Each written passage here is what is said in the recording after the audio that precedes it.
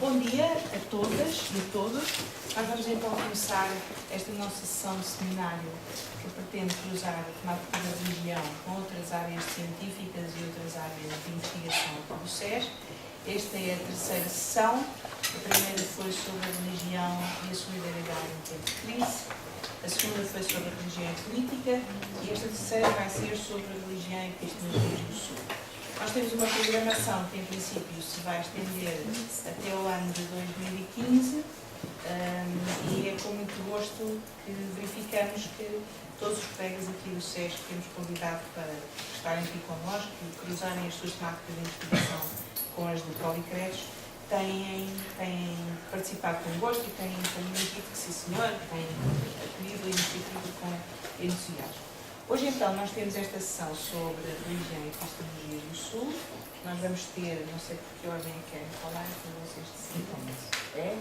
Vamos ter, então, a Luciana Luca dos Santos e a Lida Lauris, que trabalham as duas aqui no SES, particularmente no projeto Alice, e que temos muito prazer em ter aqui connosco. Bom dia a todos, eu sou a Luciana. Deixa eu fazer assim para poder ver as pessoas, né? Pronto. O que eu gostaria era de trazer para essa conversa a possibilidade de correlacionarmos aí a questão da territorialidade, das cosmovisões indígenas e das economias desses povos. Né? O título da comunicação, portanto, será esse: territorialidade, cosmovisão e economias indígenas. E o que eu me proponho, para já, acho que é interessante explicar um pouco aqui o que é a minha pesquisa, de onde que eu falo, né, para fazer algum sentido. Eu, nesse momento, venho pesquisando, no âmbito do projeto Alice, a interlocução possível entre as economias solidárias, mais especificamente a forma de consumo que a gente chama de consumo solidário, e as economias indígenas, portanto, os circuitos de troca que acontecem dentro das economias indígenas. Basicamente, eu procuro verificar em que medida é possível a gente estabelecer um exercício de tradução intercultural entre formas não capitalistas de troca, entre formas não capitalistas de organização material da vida. Esse é o meu objetivo, digamos assim, principal. O que eu trago para vocês hoje é um primeiro draft de uma reflexão, portanto, não esperem nada muito articulado, porque a questão da cosmovisão não é exatamente o meu ponto de partida e nem mesmo o meu ponto de chegada. Mas eu venho realizando um trabalho já de algum tempo com os povos indígenas, nomeadamente com os povos Guajajara, que ficam no Maranhão. O Maranhão é uma região, é um estado no nordeste do Brasil e esse povo Guajajara está nas entradas, digamos assim, da floresta amazônica. Tem uma região ali que divide o cerrado, tem uma parte de cerrado, tem uma parte de floresta amazônica. E eu tenho trabalhado com o povo Guajajara. Trabalhando um pouco, compartilhando um pouco com vocês algumas coisas que tenho verificado sobre a cosmovisão Guajajara e também algumas coisas que acho que podem ser interessantes para essa conversa sobre a cosmovisão andina, com a qual também já trabalhei muito mais em termos teóricos do que no caso Guajajara. Eu acho que a gente pode fazer algumas primeiras reflexões, umas primeiras pontes aqui entre a questão das economias e a questão das cosmovisões indígenas. Eu proporia compartilhar com vocês essas reflexões em 4 partes. A primeira, a gente falaria sobre a invisibilidade de ontologias, de algumas ontologias no pensamento moderno ocidental, nomeadamente as ontologias indígenas. No segundo momento, falaríamos sobre os entrelaçamentos possíveis entre o sagrado e o profano. E aí, nesse caso, eu traria para essa nossa conversa a questão de termos outros conceitos norteadores, por exemplo, com que conceitos de natureza nós vamos quando falamos de economias indígenas, né? Que outra relação é possível ser traçada em relação ao espaço e ao tempo. Portanto, de que territorialidade falamos quando falamos de economias indígenas? E que outra percepção das trocas econômicas se pode identificar a partir dessa conversa? No caso, estamos falando aí de economias de reciprocidade, que não é a mesma coisa que economia da dádiva, é um bocadinho diferente. Bom, um terceiro ponto que eu gostaria de trazer para a nossa conversa é a relação mais específica entre economia e espiritualidade, né? Tudo que é caçado, pescado, produzido no contexto dessa conversa que venho tendo com os Guajajara, fica muito claro para mim que tem uma relação forte com uma dimensão espiritual. Então essas coisas não estão desatreladas. A organização social, política e econômica dos Guajajara, mas não só deles, está totalmente relacionada a uma dimensão espiritual, a um entorno espiritual. E, por fim, um debate sobre a questão do epistemicídio e o modelo de desenvolvimento. E como é que isso afeta 4 questões que eu considero importantes do ponto de vista econômico e também, obviamente, epistemológico. A condição de reprodução dos ritos desses povos, não é?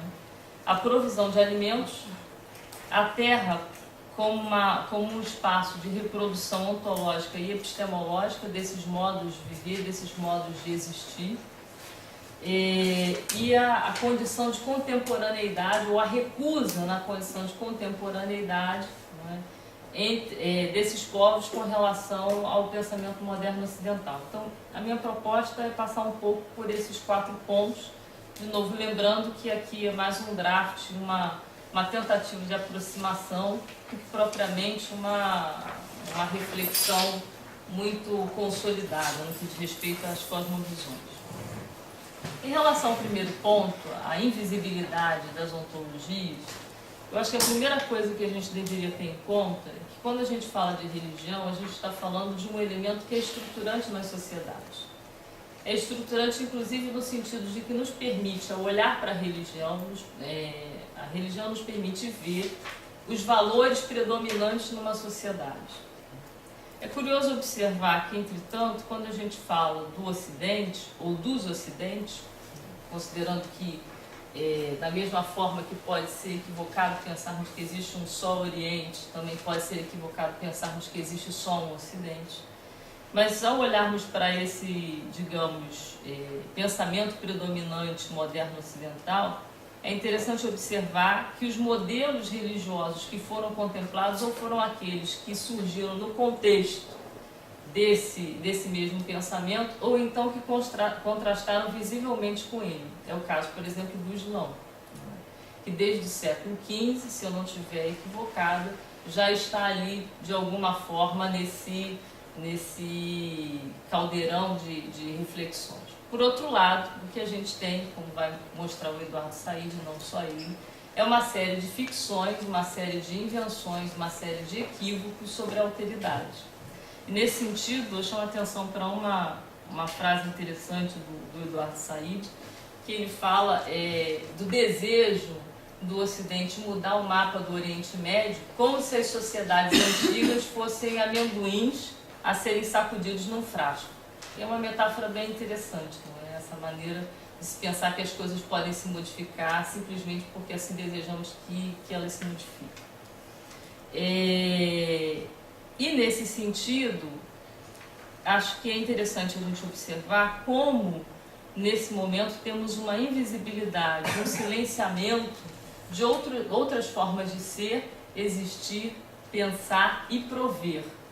E como essas formas foram sendo não só silenciadas, essas outras lógicas de produção de sentido foram sendo silenciadas, sendo aí as epistemologias do Sul uma oportunidade para a gente fazer um redimensionamento não só histórico, mas também ontológico e epistemológico. Quando eu digo histórico, eu digo no sentido inclusive de podermos rever o passado ou reler o passado. Porque o passado não é uma coisa que está inscrita no seu lugar e dali não sai. Não é? O passado pode ser relido de diversas formas. Ontologicamente, no sentido do que é o ser ou do que são os seres, não é? Qual é a constituição desses seres de que estamos a falar. E epistemológico no sentido dos saberes. E as epistemologias do Sul, a razão da gente trazer esse debate todo aqui é justamente pelo fato de que as epistemologias do Sul não só denunciam o silenciamento dessas formas de ser, existir e prover, mas também, de alguma forma, convidam essas formas para sair desse lugar de produção de invisibilidade, desse lugar de produção de inexistência, né? Para evocar aí o pensamento do professor Boaventura de Souza Santos quando vai falar das 5 formas de produção de ausência. Bom, colocado isso, eu queria trazer um pouco da questão das cosmovisões andinas, especialmente do pensamento Kalawaya e principalmente do pensamento Kalawaya, mas também dos Aymara, para a gente começar a perceber aí essa correlação entre o sagrado e o profano. Para que essas coisas, para que a gente perceba que enquanto no pensamento moderno ocidental existe uma ruptura, não é, muito clara entre essas dimensões, nas cosmologias, nas cosmovisões indígenas, essas coisas estão profundamente interconectadas. E o primeiro exemplo que eu traria na questão das economias andinas, para falar aí dos Kalawaya, dos Aymara, mas também dos Quechua, seria a questão da gente viver uma economia patiacêntrica. O que seria uma economia patiacêntrica? Seria uma economia que leva em conta o entorno espiritual. Ou seja, quando nós estamos falando dessa economia, a gente está falando de formas de prover que levam sempre em conta, por exemplo, nas feiras econômicas que são organizadas para trocas econômicas, sempre se tem em conta os seres tutelares, né? Que são os seres que protegem aquela experiência. Mas poderíamos estar falando aqui também dos espíritos dos antepassados, que tem a ver com as montanhas. São coisas absolutamente estranhas para o pensamento moderno ocidental. Pensar a montanha como um antepassado. Pensar um ser tutelar protegendo uma troca econômica numa feira corriqueira, quer dizer, quem passa pela feira 16 de julho na Bolívia, no altiplano andino, pensa, isso aqui nada mais é do que uma grande confusão. Mas, na verdade, tem uma série de coisas que os nossos olhos modernos ocidentais não conseguem verificar, não conseguem perceber.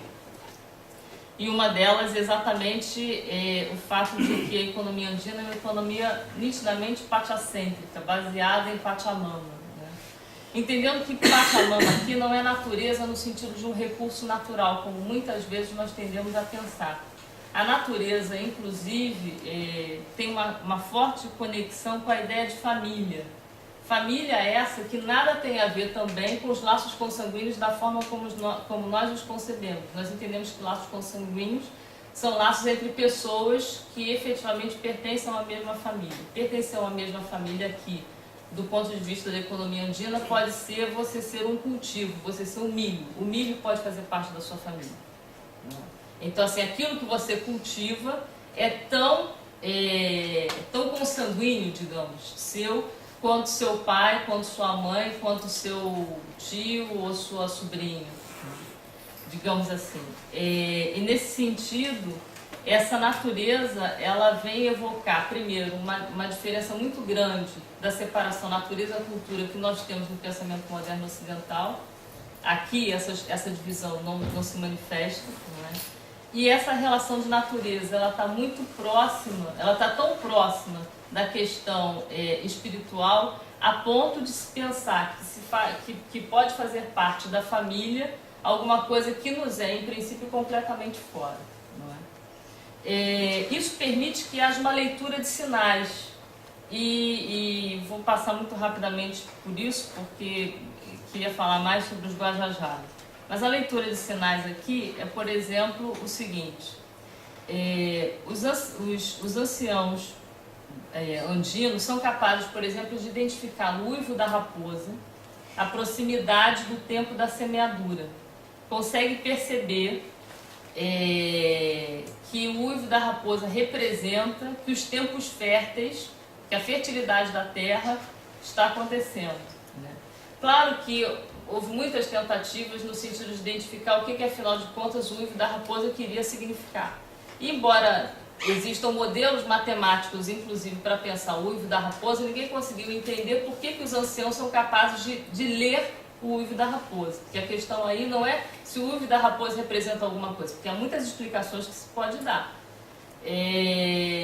Inclusive porque o ciclo de chuvas coincide com o tempo de reprodução dessas mesmas raposas. Mas a grande questão aí é como o homem andino é capaz de ler os sinais nessa economia pachacêntrica, né? E claro, temos aí uma territorialidade, não dá muito tempo de explicar, se vocês quiserem depois eu tenho o maior prazer em explicar melhor, mas no caso da territorialidade andina nós temos uma coisa muito interessante que é o conceito de complementaridade. Não só uma complementaridade espacial, entendendo que o altiplano andino é um espaço inóspito, não é?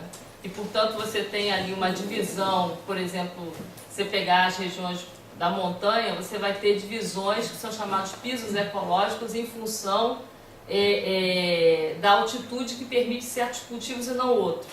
Tá? Então, o que há de interessante observar é que se desenvolveu no altiplano andino não só uma complementaridade espacial, no sentido de que você tem a menos de 2.800 metros a produção de frutas cítricas, café e etc. Mais para cima você vai ter legumes e verduras, mais para cima você vai ter batatas, mas lá em cima você vai ter lhamas e alpacas. Quer dizer, se você juntar tudo isso, você consegue ter alguma garantia de sobrevivência dessas pessoas. E por isso a montanha é sagrada, porque a montanha é capaz de fornecer tudo que você precisa, ou pelo menos aquilo que é o básico, num ambiente absolutamente inóspito.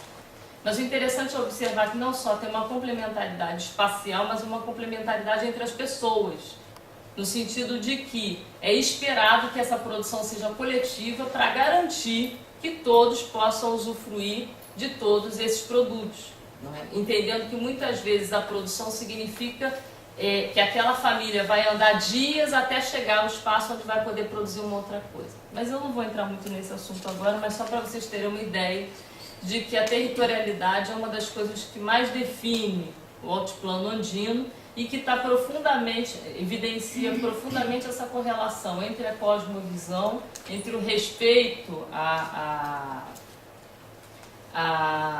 natureza, mas entendendo a natureza aí não como recurso. E para fechar essa segunda parte, eu fecharia com uma frase do Quispe Medina que vai dizer: as colheitas não são resultado do suor aimara, mas sim da negociação com o entorno espiritual.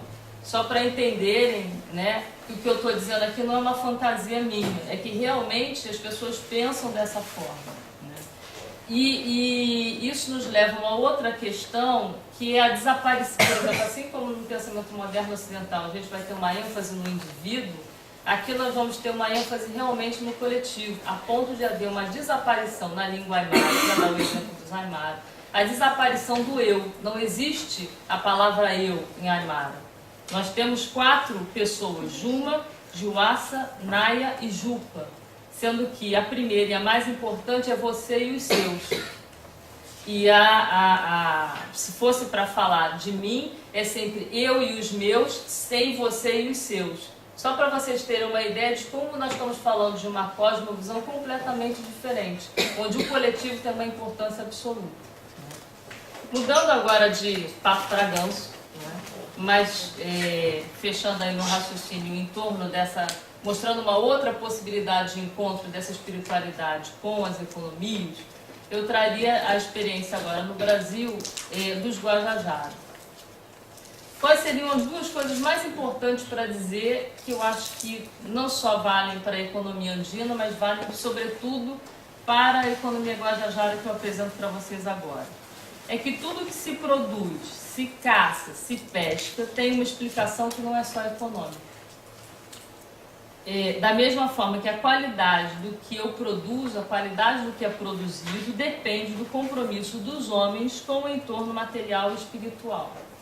Então, para dar um exemplo, né, quando eu digo que se produz, o que se caça, o que se pesca, tem uma explicação que não é só econômica, eu daria o exemplo de um outro ritual que nada tem a ver com os Guajajara, que é dos Enauenê Nauê, que estão no Mato Grosso, não é? e que agora estão sendo fortemente atravessados por uma hidrelétrica no Rio Juruena, e que eles vivem dos peixes, e os peixes são utilizados para rituais, para manter a ordem cósmica. Então esses peixes, não só os peixes e bebidas, mas sobretudo os peixes, que é aquilo que é considerado mais importante na alimentação do Zenauenê Nauê, esses peixes são utilizados para alimentar os espíritos, principalmente aqueles espíritos que podem, de alguma forma, prejudicar e causar doenças ao Zenauenê. Eles entendem que esse equilíbrio cósmico depende desse equilíbrio econômico, digamos assim, não é?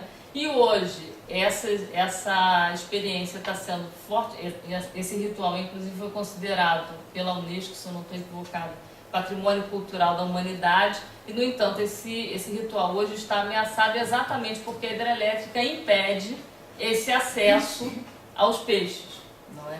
Mas só para a gente ter uma ideia, como de repente você tem uma coisa altamente econômica, você pensa peixes, as pessoas vão comer, parará, sistema econômico, mas não é só isso, tem toda uma questão cosmológica, né, por trás disso. Mas eu poderia trazer um outro exemplo para vocês. Existe entre os Guajajara uma experiência, um rito. Os Guajajara têm fases, né, como nós temos também. A infância, a adolescência e, portanto, a puberdade, o nascimento, o resguardo por causa do nascimento, a velhice, a morte, etc. Cada uma dessas fases, de alguma maneira, tem ritos, não é? E esses ritos contêm alimentos, contêm artefatos, contêm adornos que nos levam a uma reflexão da hipótese de encontrar ou de não encontrar esses dispositivos, obviamente, para esses rituais, não é? Mas nos faz perceber a relação entre essas coisas. E o que vem acontecendo num desses rituais, que é um dos rituais mais famosos, que é a festa da menina moça. É uma festa, só para dar uma história, contar muito brevemente, a menina fica, depois que ela menstrua, ela fica numa coisa que eles chamam de tocaia, que é uma casinha feita dentro de um quarto, né? E a menina fica ali naquela tocaia durante 7 dias, considerando que aquele é um momento de alta vulnerabilidade do seu corpo, não é? E, portanto, ela tem que estar protegida. E durante esses 7 dias ela vai se alimentar ali dentro e tem uma série de regras, ela só pode comer umas coisas e não pode comer outras, e etc. e tal. Depois disso ela entra numa dieta alimentar de 1 ano, mais ou menos. Pode ser um pouco menos, mas pode chegar a 1 ano. E durante essa dieta de 1 ano, alguns alimentos são permitidos, outros alimentos não são. E o que eu quero mostrar é que justamente esse conjunto de interdições ou de permissões constitui o elemento econômico em torno do qual vão girar todas as atividades produtivas, incluindo o artesanato. O artesanato e a produção, aí, por exemplo, de alimentos, seja a caça, seja a pesca, etc. E o que eu queria dar um exemplo aqui da explicação que não é só econômica, para fechar esse raciocínio, é que, por exemplo, essa menina moça, quando está na tocaia, ela não pode se banhar no rio, que é uma das coisas consideradas muito importantes para os Guajajara. Não só para os Guajajara, os povos indígenas, de um modo geral, gostam de se banhar no rio. E por que não pode se banhar no rio? Porque a água do rio é uma água fria, considerada uma água viva. Portanto, é preciso amornar a água, porque ela é pintada toda de negro, ela é pintada com genipapo, e genipapo é a cor do Senhor das Águas. Portanto, se ela se banha no rio com o genipapo, aquilo significa que o Senhor das Águas pode levá-la. Então ela tem que ser banhada por alguém da família com uma água mornada, que é considerada uma água que não é viva, uma água que não contém o princípio ativo principal. Aí vocês podem dizer, mas isso me parece uma bobagem. Sim, para nós pode parecer, muitas vezes, não fazer sentido, mas para eles faz todo sentido isso. Isso tem um significado para eles, né? Aliás, cada coisa tem um significado. E para cada coisa tem o seu momento, tem o seu alimento, tem o seu adorno. E muitas dessas coisas começam, já caminhando aí, já devo me avançar na hora, se quiserem depois posso explicar melhor algumas coisas. Mas, assim, muitas dessas coisas estão sendo colocadas em questão hoje por causa do modelo de desenvolvimento.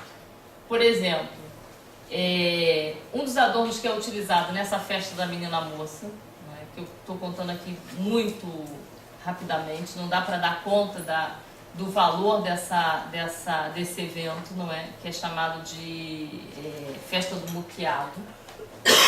Existe um adorno que é feito com penas de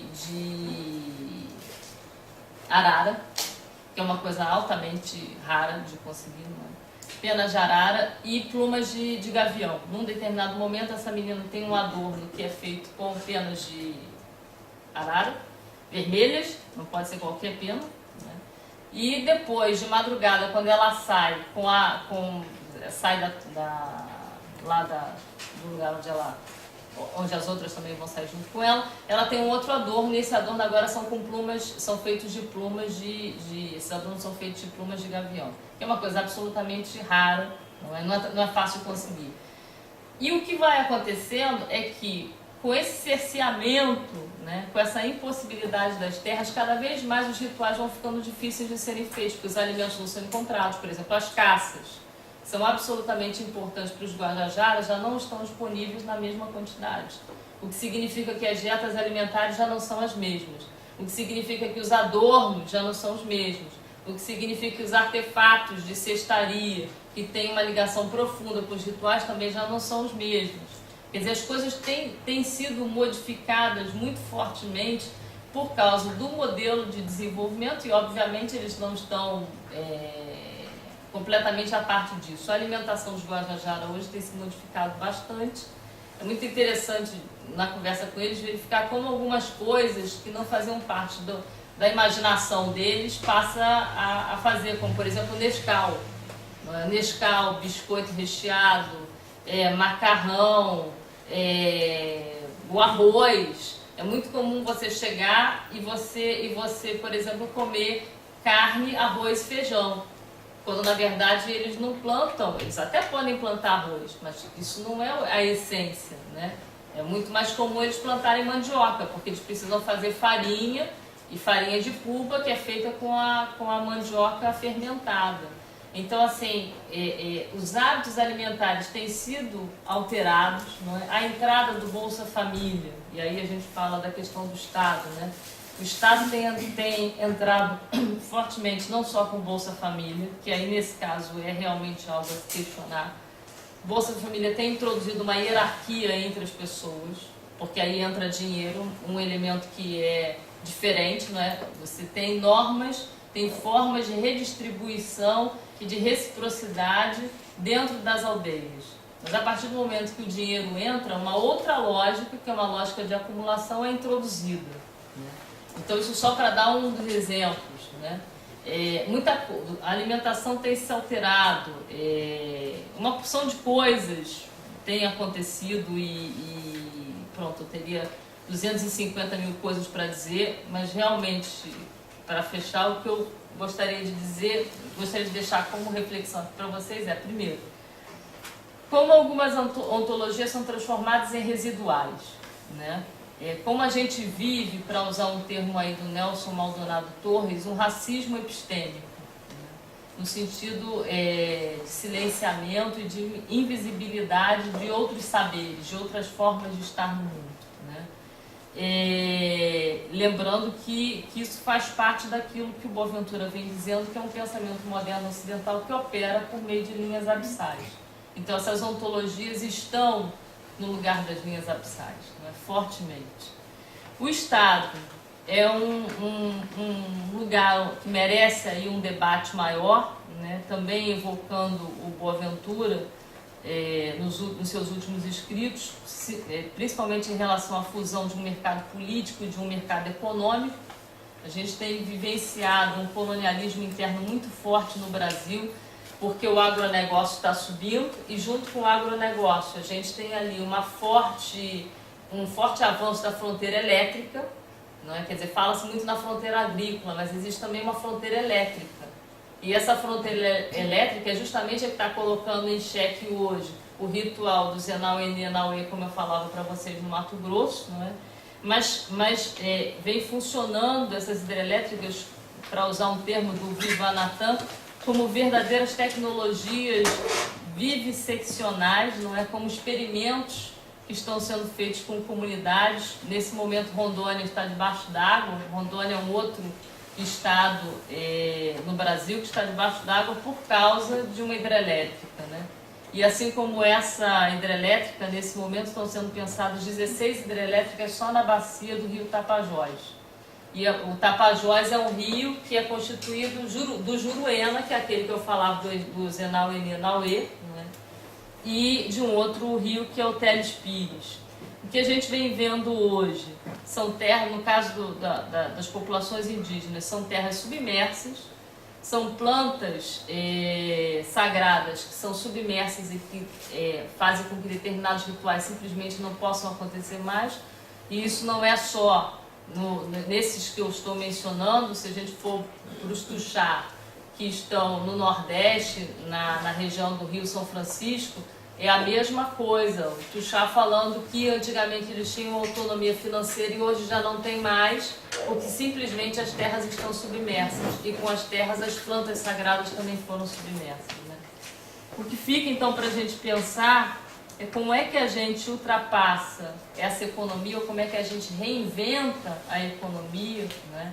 Não sendo mais ela aquele espaço de construção de saber que tem o poder hoje de definir os critérios de pobreza e de riqueza, e de, portanto, definir o que entra e o que sai, o que vale e o que não vale, né? Totalmente baseado na ideia de crescimento, totalmente baseado na ideia de um modelo de desenvolvimento que é desigual a partilha.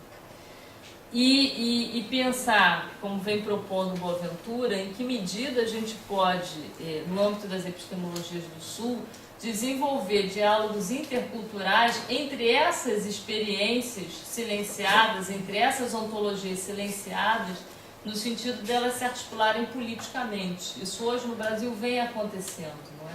Várias etnias estão conversando entre si, e não só elas entre si, mas elas, por exemplo, as mulheres indígenas com as mulheres quilombolas, as mulheres quilombolas e as mulheres indígenas com as assentadas. Eu verifiquei essas coisas acontecendo. E na medida em que elas começam, elas aparecem no horizonte, elas nos dão a ideia de um futuro realmente possível de ser diferente, né? Na construção de uma outra economia, ou de outras economias, para usar um termo aí no plural. Eu teria 200 outras coisas para dizer, mas pronto, me calo por aqui. Obrigada. Obrigada. Quero agradecer a Tereza, não só pelo convite, pela simpatia, mas porque ao fazer o convite nos obriga a transitar dentro das nossas próprias áreas de pesquisa e tentar fazer um diálogo com algo que faz tanto parte do nosso dia a dia, como é a religião, como a espiritualidade, e tentar aplicá-la como espaço de pesquisa ou de discussão científica dentro da pesquisa que nós estamos fazendo. Eu sou jurista e a gente aprende muito cedo que uma parte importante das liberdades e dos direitos civis tem fundamento na superação das guerras religiosas. Aliás, o fundador da noção de tolerância é o John Locke, um dos fundadores também da ideia contratualista de separação entre Estado e sociedade civil. Existe um fundamento da criação da própria noção do Estado enquanto entidade racionalizadora da organização social e da própria fundação da liberdade enquanto liberdade individual exercida numa comunidade política, que a fundação é a superação das guerras religiosas na Europa. Isso por si e em si significaria e significou um grande avanço em termos de reconhecimento de direitos dos povos, que serve de referência para o mundo.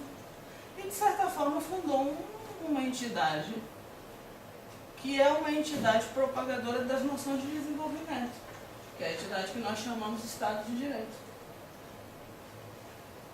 o Rule of Law. Uma boa parte do que foi a inserção colonial ou colonialista do direito ocidental, europeu, para o resto do mundo, sempre esteve assentado nessa ideia. Existe um espaço que é do Estado político e existe um espaço que é da sociedade, que é civil, na qual o Estado não se interfere. Mais do que isso, nessa separação de esferas tão clara, tão simples, tão neutra, existe um espaço que é religioso e também não interfere no Estado. Esse é o fundamento da laicidade do Estado. Isso foi importado para o mundo como um modelo civilizatório e um modelo de progresso na aquisição dos direitos, cuja segunda fase foi dizer que, ok, essas são liberdades civis e formais, também temos que falar em liberdade de direitos econômicos e sociais, também temos que mexer com os modelos de desenvolvimento. Isso do ponto de vista colonial, e esse é o ponto do meu raciocínio e da forma como eu tenho trabalhado o direito até agora. Do ponto de vista colonial e da expansão do direito ocidental do mundo, isso para mim sempre criou uma cisão que mostra que a igualdade, enquanto fundamento das comunidades políticas, sempre foi uma opção, nunca foi uma raiz da Constituição dos Estados. E a forma muito clara de você ver isso é quando você vê como a própria noção do rule of law foi levada para o resto do mundo. A primeira grande fase de expansão da modernização trazida pelo direito para o resto do mundo é a expansão dos princípios do Estado de Direito para o que eram as antigas colônias. E isso significava só uma coisa: direitos e liberdades civis estavam garantidas para os colonizadores e não eram uma esfera da qual faziam parte os colonizados. Isso quer dizer que fundar o Estado a partir de uma noção de liberdade, de igualdade que é exercida pela sociedade civil, sempre foi feito a partir da separação de quem tem acesso e quem tem direito. Uma boa parte da crítica que se faz ao direito é que essa construção da identidade liberal do direito sempre deixou de fora, e as principais críticas que aparecem, povos colonizados, mulheres e outras identidades, que a crítica é mais pós-estruturalistas ao direito. O que isso significa? Que apesar do direito ter se fundado numa noção de igualdade, que todo homem é igual perante a lei, homens e mulheres, apesar do direito ter se fundado numa noção de acesso, a lei é igual e é aplicada igualmente a todos, as opções de concretização do direito para os povos dentro dos estados sempre foi assentada em separações. Se nós formos agora reivindicar um conceito adequado, que se aplica aqui, é o conceito do Boaventura, separações abissais. É por isso que o Boaventura defende, e com base na ideia do Boaventura de pensamento abissal, eu também tenho defendido, que enquanto momento, grande parte do mundo, a partir de princípios como do Estado do Direito, sempre celebrou a liberdade e a igualdade, e sempre até viu o direito como um instrumento de emancipação social e de progresso, e até acreditou que levar determinados princípios, e levar direitos e liberdades civis, e acreditar no progresso do direito, era acreditar no progresso das sociedades. Enquanto uma parte do mundo sempre celebrou isso, a outra parte do mundo o que conheceu foi violência e exclusão. Para mim, o exemplo mais claro disso está num texto do Peter Fitzpatrick, que traz uma decisão da antiga colônia britânica que diz exatamente isso. O habeas corpus, todo mundo conhece, o direito de ir e vir, de reivindicar aos tribunais a liberdade de ir e vir, é muito bonito, aplica-se em Inglaterra, mas quando se trata das colônias britânicas não pode se aplicar aos colonizados, porque isso traria causa e traria problemas para a implantação do próprio sistema de colonização. Então, importamos sim a noção de Estado de Direito no mundo, mas sempre separando quem tem acesso e quem tem direito. E mais, sempre deixando claro qual é o tipo de direito a que as pessoas têm acesso. Onde é que a noção de religião entra aqui e o que é que a religião, discutir a religião nesse âmbito nos chama a atenção? É interessante a gente conseguir perceber que os sistemas de constituição dos estados nas sociedades contemporâneas sempre foram marcadamente influenciados por valores religiosos, independentemente dos preceitos de laicidade do Estado. Mais importante do que isso é a gente conseguir perceber que o espaço, hoje em dia, que é o que eu tenho chamado do espaço de disputa dos valores constitucionais, ele é profundamente marcado por novas versões de guerras religiosas. E quem é brasileiro e vê hoje em dia as disputas no Brasil por conta dos direitos das minorias sexuais, dos direitos dos indígenas que são a terra no Brasil, não são os territórios, sabe disso. Aliás, no Brasil, as pessoas hoje em dia usam o termo fundamentalismo religioso para explicar determinadas cisões entre o jurídico e o político. Olha qual é o elemento que aparece aqui. O primeiro elemento que aparece aqui, que a gente resgata do projeto Alice e resgata da noção de epistemologia do Sul, e que é particularmente a área em que eu estou trabalhando no Alice, é a noção do constitucionalismo transformador. Até esse momento, a noção de constitucionalismo transformador está um pouco assentada nos processos constituintes recentes vividos na Bolívia e no Equador. Trazendo ou pensando a experiência desses processos constituintes, o que, de um ponto de vista teórico, interessa para discutir os processos de constituição do Estado, processo de constituição da comunidade política e processo de formalização dessa regulação através de Constituição, é tentar reconfigurar uma noção essencial que sempre esteve na base da constituição do político, é a noção de povo. É curioso que a Luciane trouxe a noção da territorialidade, porque de um ponto de vista liberal e civil, o povo nunca teve associado à territorialidade, sempre teve associado a território, porque as liberdades sempre foram civis e formais, nunca foram liberdades ontológicas ou de consideração mais ontológica. O que interessa aqui é mudar a noção de povo, porque povo, para a forma como constitucionalmente sempre foi visto, com fundação no constitucionalismo liberal, povo sempre foi a comunidade de indivíduos livres e iguais, indivíduos sem religião, ou com todas as religiões, desde que tivessem liberdade de expressão da sua religião. Portanto, essa equiparação do povo, esse fechamento do povo na esfera da sociedade civil, primeiro teve um efeito. Fez uma cisão no espaço onde se discute o político. O político deixou de ser discutido no doméstico, o político deixou de ser discutido no trabalho, o político deixou de ser discutido na economia, e a Constituição, ao se cindir na cisão entre sociedade civil de indivíduos livres e iguais, o político passou a ter um espaço claro que sempre fez parte desta dicotomia, Estado e sociedade civil.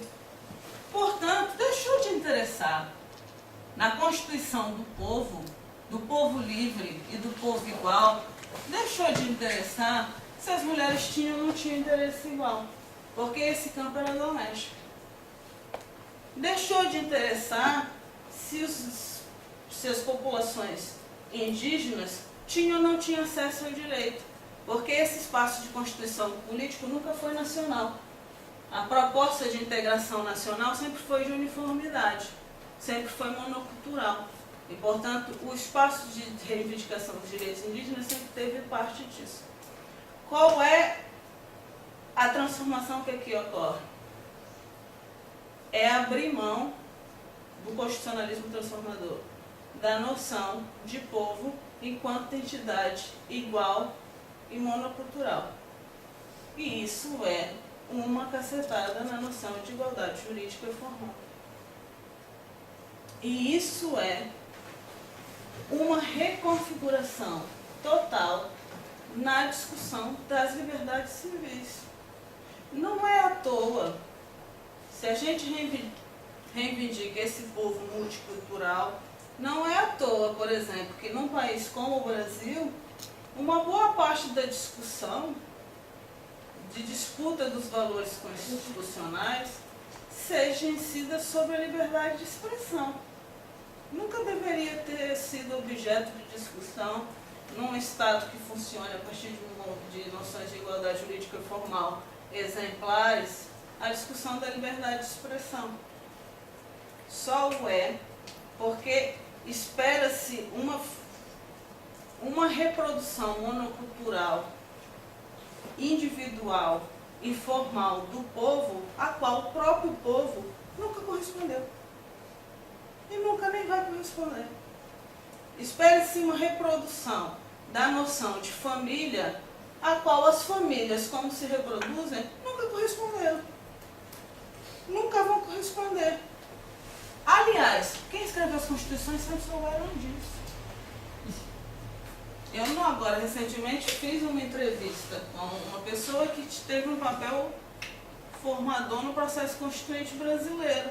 Ele me contou assim, a gente estava discutindo a primeira versão do projeto constituinte, que ainda não era a própria Constituição, e alguém falou em família. E alguém disse, vamos introduzir a família. A família é formada pelo homem e pela mulher. E na grande transformação que a Constituição brasileira trouxe, e nesse sentido abraçou alguma laicidade, foi reconhecer os filhos todos como iguais, independente se vieram do casamento ou se vieram fora do casamento. Vamos dar esse grande passo, que é estender a igualdade de reconhecimento jurídico aos filhos. E ele me disse, e eu estava sentado, e disse para o Miguel Reale Júnior, um grande jurista no Brasil, e os homossexuais? A gente está esquecendo dos homossexuais.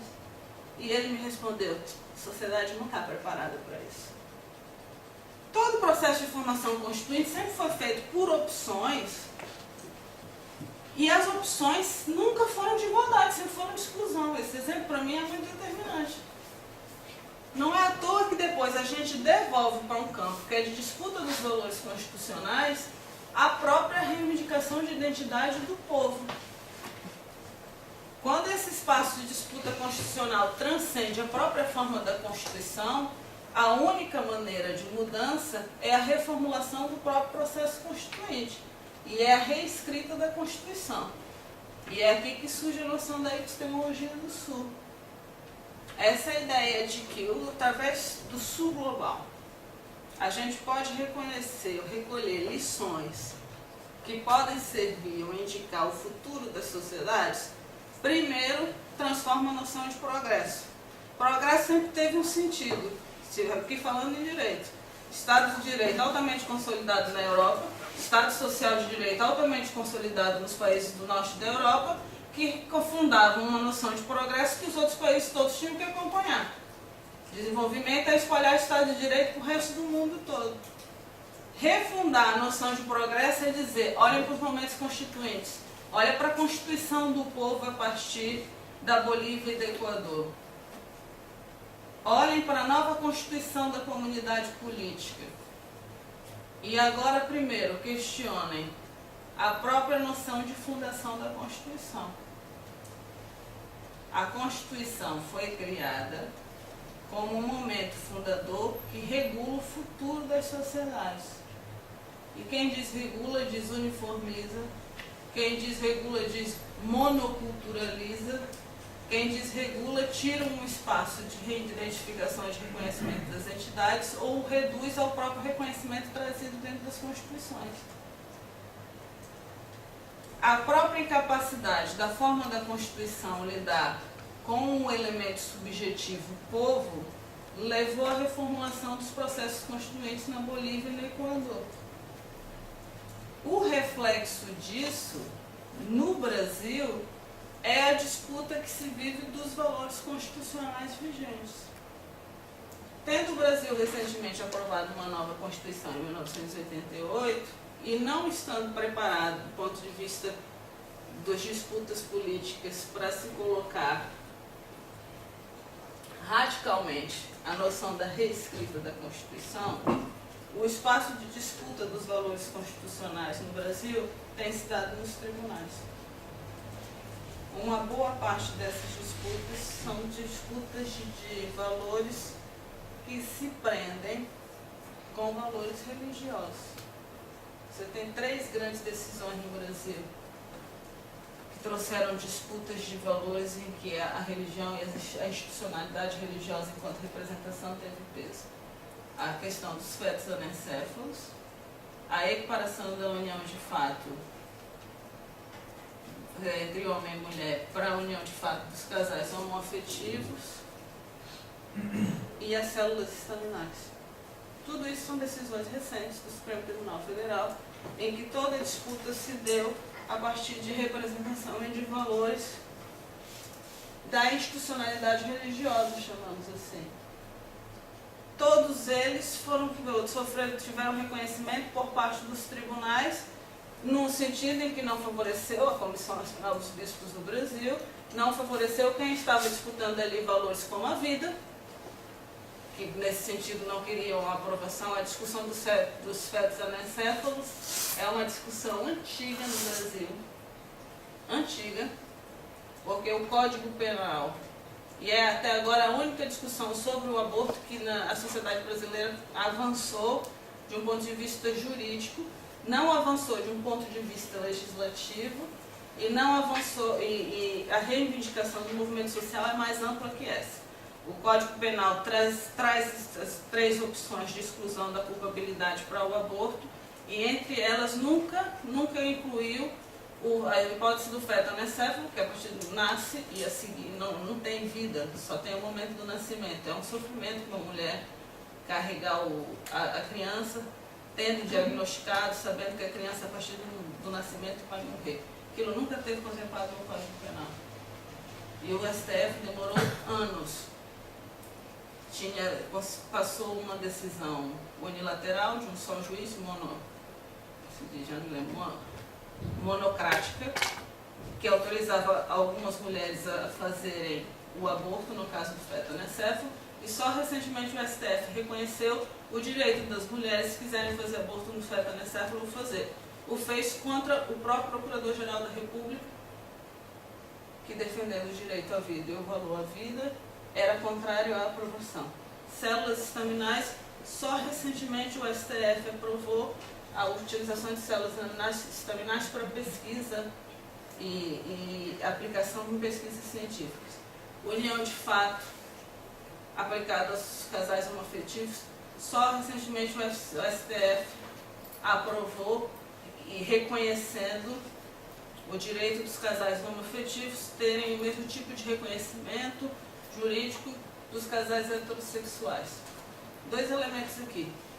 Tudo isso é um campo de disputa e de avanço que nunca foi político, sempre foi jurídico.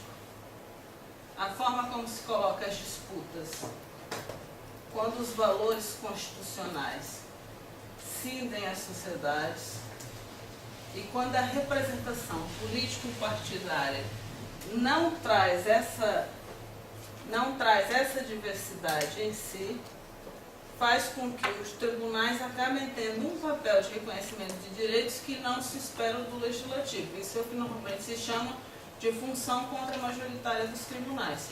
Isso é uma tendência no Brasil, porque uma parte da ocupação das representantes partidários nesse momento tem sido muito influenciada por representantes evangélicos. E isso é que no Brasil normalmente é chamado de fundamentalismo religioso. E tem influenciado as agendas políticas de aprovação do Congresso Nacional. O campo de reivindicações dos direitos, que portanto entra em contrário com a agenda dos evangélicos e dos católicos que estão representados no Congresso Nacional, não tendo um campo de expressão política, não sendo um campo de expressão partidária, passou a ser um campo de reivindicação e de consagração dos direitos que é judicial. Tanto prova isso, e aí, enquanto, por exemplo, em Portugal o casamento foi aprovado pela Assembleia da República, o casamento de pessoas do mesmo sexo, no Brasil, a decisão de conceder o casamento entre pessoas do mesmo sexo foi dada pelo Conselho Nacional de Justiça, através de uma regulamentação que obrigou a todos os tribunais a aceitarem casamentos de pessoas do mesmo sexo. O primeiro ponto é que esse é um ponto de disputa que deixa de ser político-partidário e passa a ser judicial. Eu não quero fazer defesa aqui, independente de quais sejam as minhas convicções nesse campo, porque eu também faço parte do povo e também faço parte da sobrecarga de valores constitucionais que as constituições sofrem nesse momento. Eu não quero fazer defesa aqui se foi certo ou se foi errado os tribunais terem reconhecido os direitos que reconheceram nas decisões, no caso do Supremo Tribunal Brasileiro, Federal Brasileiro, nas decisões que recentemente proferiram. O que eu quero chamar a atenção aqui é o seguinte: você tem dois momentos de transformação e de disputa dos valores constitucionais. Um deles leva ao questionamento da própria forma e escrita da Constituição. E isso depende da maturação e da mobilização do povo constituinte. Isso é um momento em que o próprio povo constituinte abre mão da forma da Constituição e reescreve a Constituição. E quando esse momento se funda, que foi o caso da Bolívia e do Equador, a própria forma da Constituição é insuficiente. A própria noção de Constituição enquanto documento formal ou fundante das liberdades e dos direitos é só um documento. Não é o documento que acaba vinculando todas as gerações. É um documento. E mais, não é um documento do futuro, é um documento de transição. Transição para outra comunidade política. Sendo todos nós pós-modernos, comunidade política que a gente não sabe qual vai ser. Mas já admitimos que não é o Estado de Direito liberal de transformação e de expansão para o resto do mundo da forma como sempre foi levado. Esse é um momento. Quando a forma da Constituição ainda reside enquanto forma de expressão e de liberdades, como é o caso do Brasil, não havendo um espaço de reescrita da Constituição, o espaço de disputa dos valores constitucionais, de um lado, questiona o próprio limite do sistema ordinário de representação política. O próprio sistema político é colocado em causa, porque ele não exprime as divergências da sobrecarga de valores constitucionais que a sociedade vive. Por outro, transfere um nível de responsabilidade para os tribunais que os próprios tribunais não estão em condições de fazer. E no Brasil precisaram de 10 anos para enfrentar determinadas questões. Todas as entrevistas que eu fiz com juízes do Supremo Tribunal Federal, eles me disseram isso mesmo. A gente teve que esperar 10 anos para enfrentar determinadas questões. Quando eu entrevistei um juiz já aposentado do Supremo Tribunal Federal Brasileiro, que me disse: quando vieram a primeira vez comigo com a questão do casamento homoafetivo, eu disse ao advogado: não entre com essa questão no tribunal agora. Essa não é uma questão que o tribunal, nesse momento, tenha condições de fazer. Entraram 10 anos depois e conseguiram uma decisão favorável. Qual é o novo elemento que surge aqui? É que se esse é um espaço de disputa dos valores constitucionais, se esse é um espaço em que o próprio direito acaba sendo um instrumento de reivindicação das minorias, em que a própria mobilização dos tribunais tem um papel de reivindicação e de progresso dos direitos das minorias, a própria contradição da institucionalidade religiosa é um espaço de reivindicação dos direitos também. Porque não vale a pena chegar aqui e dizer que existe uma agenda da Igreja Católica ou que existe uma agenda dos evangélicos, eu estou me apoiando aqui no caso empírico do Brasil, para fazer progredir determinados valores de acordo com o que essas igrejas defendem. Não vale a pena chegar aqui e dizer que essas agendas, por exemplo, trouxeram defesa de determinados valores relacionados, sobretudo à vida e à família, que forem em sentido contrário ao que recentemente o tribunal decidiu ou ao que os movimentos sociais feministas têm reivindicado. Se eu não disser que a própria institucionalidade religiosa, nas suas contradições e na sua heterogeneidade, é, num campo, um agente de progressão do reconhecimento de direitos. E, sobretudo, aqui na América Latina, devido ao papel da teologia da libertação. E, sobretudo, na América Latina, e isso foi me dito por um representante da CNBB, por uma opção que a igreja fez, que foi de abraçar os pobres. E isso funda na América Latina um modelo de reivindicação dos direitos que não é estritamente liberal, que é para lidar com determinados segmentos da sociedade que são invisibilizados. No meu próprio trabalho de campo, existem pelo menos dois segmentos que a agenda progressista da Igreja Católica fez toda a diferença em termos de avanço dos direitos daqueles grupos: população de rua e pastoral carcerária. E nesse caso, durante algum tempo, a população de rua hoje em dia no Brasil tem um movimento social que já tem se consolidado. Mas os direitos da população carcerária é um direito sem movimento. Quem faz a diferença na reivindicação da população carcerária são alguns defensores públicos que abraçam a causa e a pastoral carcerária. Isso é um modelo de aproximação, de prestação de serviços jurídicos e de compreensão das liberdades que cinge com aquela noção de igualdade formal, que cinge com aquela noção de direito como o fim último do progresso das sociedades políticas. Isso é a utilização apenas instrumental do direito para conseguir ganhos materiais de reconhecimento de populações que estiveram anos excluídas ou à margem do próprio sistema político.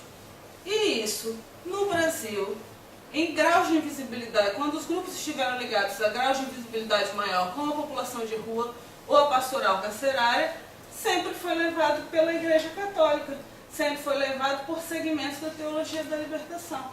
Não vale a pena a gente fazer essa discussão de reconstituição da comunidade política se nós também não nos colocarmos diante do fato de que na Assembleia Constituinte Brasileira é verdade que a CNBB tinha sua agenda em relação à família, mas também é verdade que a CNBB foi muito responsável pela aprovação do capítulo relativo aos direitos das populações indígenas.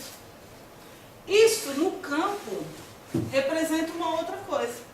Representa que os valores religiosos podem contribuir para uma dimensão ética de fundação do próprio constitucionalismo. É curioso dizer isso porque um dos juízes do Supremo Tribunal Federal que eu entrevistei, que é um constitucionalismo famoso, é curioso, a noção dele de avanço do constitucionalismo é constitucionalismo fraterno. É um valor, uma dimensão ética, que também tem uma dimensão religiosa. E o que ele reconhece, o que é a dimensão nova de reconhecimento dos direitos, de respeito às identidades, de inclusão dos grupos que estiveram à margem do sistema político e de igualdade, ele associa à fraternidade, dizendo que a fundação do político não é só político, mas também tem que ser ético. Essa influência, essa componente ética de formação do constitucionalidade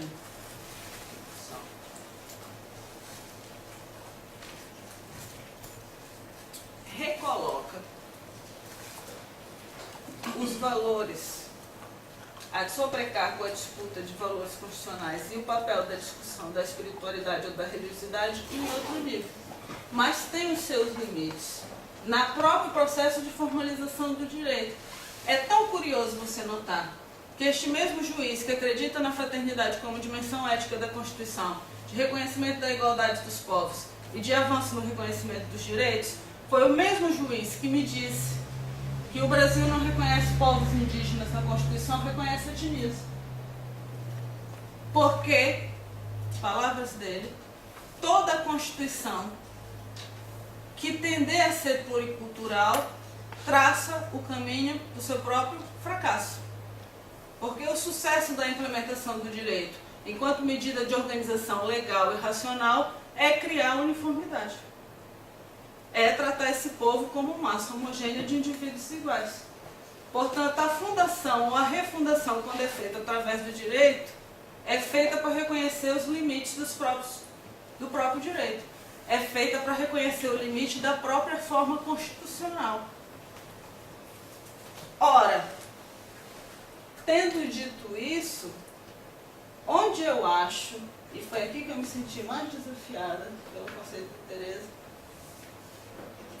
que a discussão sobre a religião e a discussão sobre o direito, do ponto de vista das epistemologias do sul se cruzam. E aqui eu já vou chegar ao fim. Eu acho que é na noção da autoridade.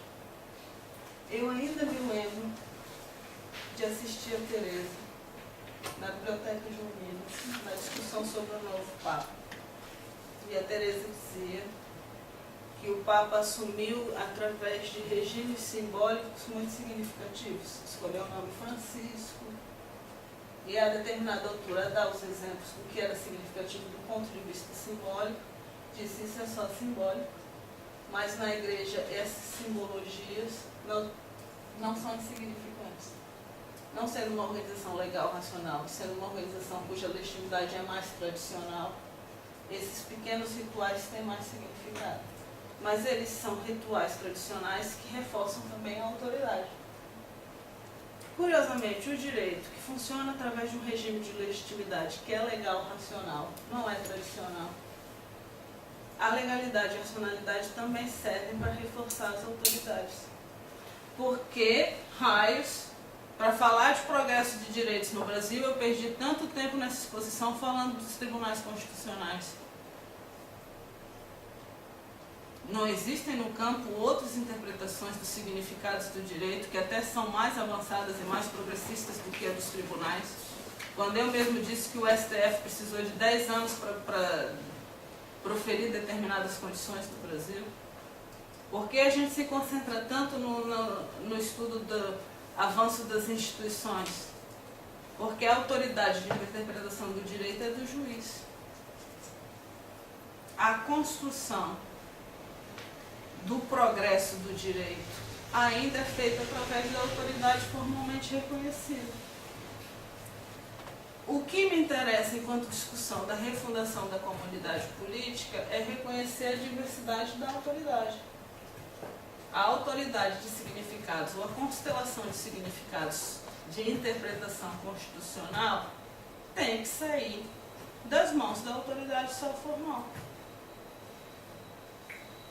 Porque, caso contrário, os trâmites de mudança constitucional não são revolucionários, são reformistas. Porque, caso contrário, os limites formais da Constituição prendem o povo constituído. Porque, caso contrário, a disputa dos valores constitucionais fica presa a quem está legitimado à autoridade, formalmente legitimado a ser autoridade. É essa discussão da autoridade, da forma como ela se coloca, e o sentido norte-sul como ela é apresentada, que também leva a que você tenha a autoridade do conhecimento, ou a autoridade da instituição religiosa, e a invisibilidade das outras ontologias ou das outras economias. É essa autoridade com que faz com que as constituições sejam homofóbicas, porque depende da interpretação constitucional. Aliás, não posso te dar esse exemplo? Quem escreveu no artigo 5º brasileiro que, como é, Flávio? Todas as pessoas são iguais perante a lei, excluída discriminação por raça, sexo, e existia uma emenda no processo constituinte para se dizer e orientação sexual. E a emenda não foi rejeitada, porque acharam que aquele termo não devia entrar. As constituições são... essa autoridade, que é a autoridade da representação partidária, que é a autoridade da representação constitucional, é que faz com que as constituições sejam homofóbicas, é o que faz com que os modelos de desenvolvimento das constituições sejam capitalistas. E é o processo de aplicação através das autoridades constituídas que faz com que esses processos se eternizem. Quebrar com isso é quebrar com a própria noção da autoridade. No meu campo é tentar entender qual a constelação de significados constitucionais possíveis fora e dentro do próprio circuito da autoridade. No campo da religião, e isso é um desafio que eu coloco para Teresa, talvez seja manter a tradição quanto elemento de mudança, como bem disse em relação às mudanças simbólicas com a sessão do novo Papa, e questionar a tradição para trazer a transformação. E eu não sei quais são os limites em que isso é possível ou não é possível. E eu acho que eu termino aqui.